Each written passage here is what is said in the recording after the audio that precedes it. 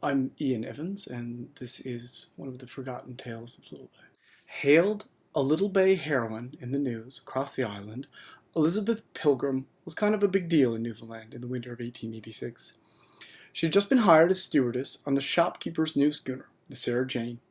Sarah Jane was just a year old and weighed in at 70 tons. The craft had been built for J.J. Benson by the Evans clan of shipbuilders out of Northern Ireland. It was a sturdy vessel.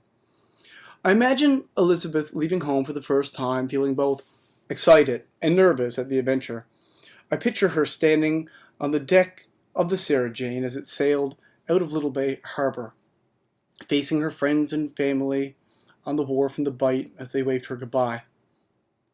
As stewardess, she'd likely be responsible for providing the crew's provisions and maintaining the captain's cabin, and there were no doubt many average days doing just that before the cold and fateful day that awaited her on Labrador's coast. They were anchored in Fish Cove in late September. The men left the Sarah Jane and their punts for the fishing ground. Elizabeth was alone on the ship. Perhaps she busied herself with cleaning work, no doubt made easier without sailors underfoot. On this day, however, nothing was going to go as expected.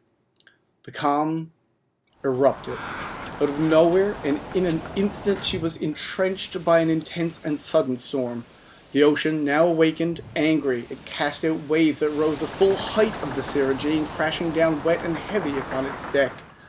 Elizabeth, no doubt, braced herself unsteadily against shaking the ship and board, found herself shivering too with brine sprayed near frozen.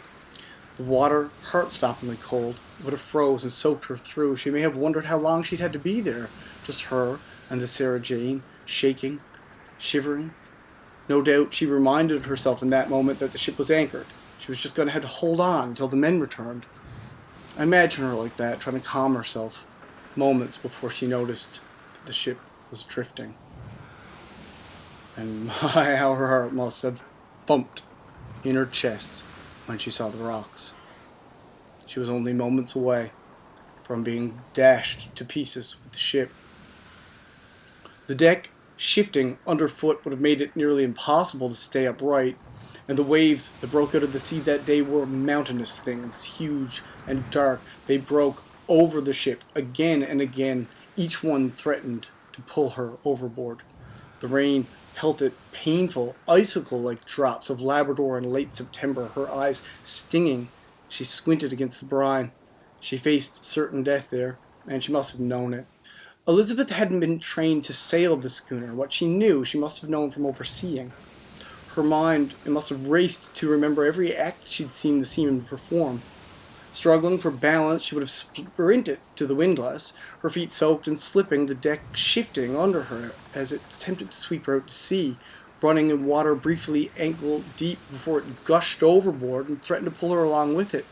Nature was working against her, but she must have moved as quickly as she could. She had to pay out the chain before the ship was wrecked. The work would be tiring and difficult. It would have felt slow, too, with doom close and impending. Her arms would have been hurting now, burning, her body exhausted. She'd have struggled, but she paid out more and more chain in this race against a shipwreck. She would have opened her eyes when it was over and stood up and found both herself and the Sarah Jane, having survived it together, standing tall. But Elizabeth wasn't done yet. She knew that the returning crewmen would assume that her and the craft were lost. So to make sure they weren't forgotten, she ran a flag of the Union Jack up the fly, all the way to the masthead, as a signal of her safety, the safety of Elizabeth Pilgrim and the Sarah Jane. Elizabeth Pilgrim is Little Bay's heroine. Faced with crisis on a new job, she proved herself to be much more than could have ever been expected of her, and on a day in September in 1886, on the cold and unforgiving Labrador Sea, against all odds, she proved herself worthy of her story.